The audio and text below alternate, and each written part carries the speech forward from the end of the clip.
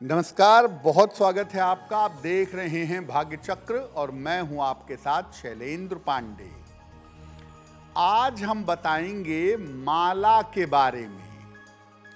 अलग अलग तरह की माला का प्रयोग क्या है, किस तरह की माला से मंत्र जप करना चाहिए और कौन सी माला धारण करनी चाहिए, इस विषय पर चर्चा करेंगे।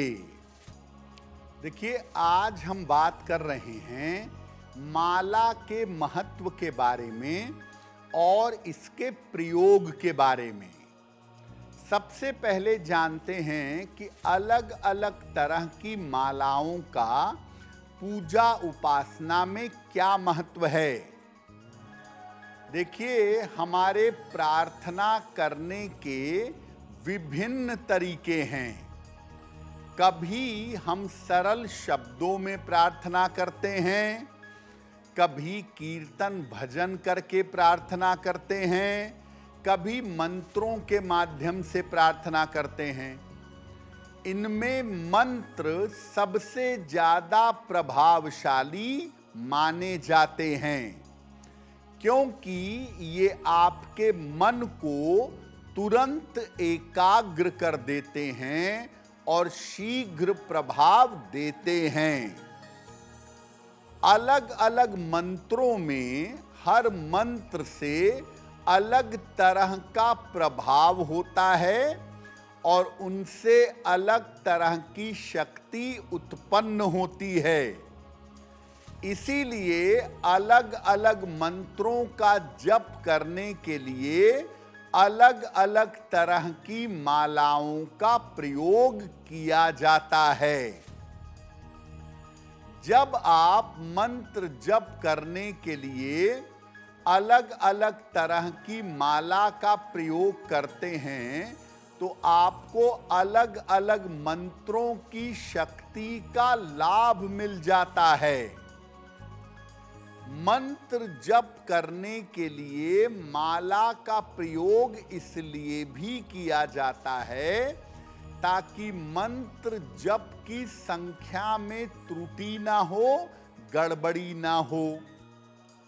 माला में जो दाने लगे होते हैं उनको मनका कहा जाता है और सामान्यतः एक माला में 108 मनके होते हैं, लेकिन कभी कभी लोग 27 मनकों की माला से या 54 मनकों की माला से भी मंत्र जप करते हैं। यानी मंत्रों की शक्ति को ग्रहण करने के लिए और मंत्रों की जप संख्या ठीक रहे, इसके लिए अलग अलग माला का प्रयोग किया जाता है। अब आपको बताते हैं कि माला जब आप प्रयोग करते हैं तो इसकी सावधानियां क्या हैं और इसके नियम क्या हैं। देखिए, जो माला आप प्रयोग करते हैं, अच्छा होगा कि माला के मनकों की संख्या कम से कम 27 या 108 हो और हर मनके के बाद एक गांठ जरूर लगी होनी चाहिए। मंत्र जप करते समय तर्जनी अंगुली से यानी इंडेक्स फिंगर से माला का स्पर्श नहीं होना चाहिए और 108 दानों के अलावा ऊपर एक दाना होता है, उसको सुमेरु कहते हैं, तो सुमेरु को क्रॉस नहीं करना चाहिए, माला को पलट लेना चाहिए। मंत्र जप करते समय माला किसी वस्त्र से ढकी हो तो ज्यादा अच्छा होगा, या माला जप करने के लिए गोमुखी आती है, उसमें माला को डालकर मंत्र जप करना चाहिए। मंत्र जप करने के पहले हाथ में माला लेकर प्रार्थना करनी चाहिए कि माला से किया गया मंत्र जप सफल हो। माला जिस पर आप मंत्र जप करते हैं वो व्यक्तिगत होनी चाहिए। आप अपनी माला के अलावा दूसरे की माला प्रयोग न करें और अपनी माला दूसरों को न दें। दूसरे की माला का प्रयोग नहीं करना चाहिए। और जिस माला से आप मंत्र जप करते हैं उसको गले में या कलाई में धारण नहीं करना चाहिए। अब आपको बताते हैं कि अलग अलग तरीके की माला के प्रयोग करने से फायदा क्या होता है, लाभ क्या होता है और इसका तरीका क्या है। सबसे पहले बात करते हैं रुद्राक्ष की माला के बारे में। देखिए, रुद्राक्ष की माला बड़ी विशेष माला है और सामान्यतः किसी भी मंत्र का जप, किसी भी देवी देवता के मंत्र का जप रुद्राक्ष की माला से कर सकते हैं। भगवान शिव और उनके परिवार, शिव जी, पार्वती जी, गणपति, कार्तिकेय, इनके लोगों के मंत्र का जप रुद्राक्ष की माला पर ज्यादा लाभकारी होता है। महामृत्युंजय मंत्र और लघु मृत्युंजय मंत्र रुद्राक्ष की माला पर जपने से ही लाभकारी होता है। अब जानते हैं स्फटिक की माला के बारे में। स्फटिक की माला एकाग्रता, संपन्नता और शांति की माला मानी जाती है। माता सरस्वती और माता लक्ष्मी के मंत्र इस माला से जपना उत्तम होता है। अगर आप धन प्राप्ति का कोई मंत्र जप रहे हैं या एकाग्रता के लिए कोई मंत्र जप रहे हैं तो सफेद स्फटिक की माला से मंत्र जपें या सफेद स्फटिक की माला अपने गले में धारण करें, धन के लिए और एकाग्रता के लिए। अब बात करते हैं हल्दी की माला की। जो माला हल्दी से बनी हुई हो उसका क्या प्रभाव है।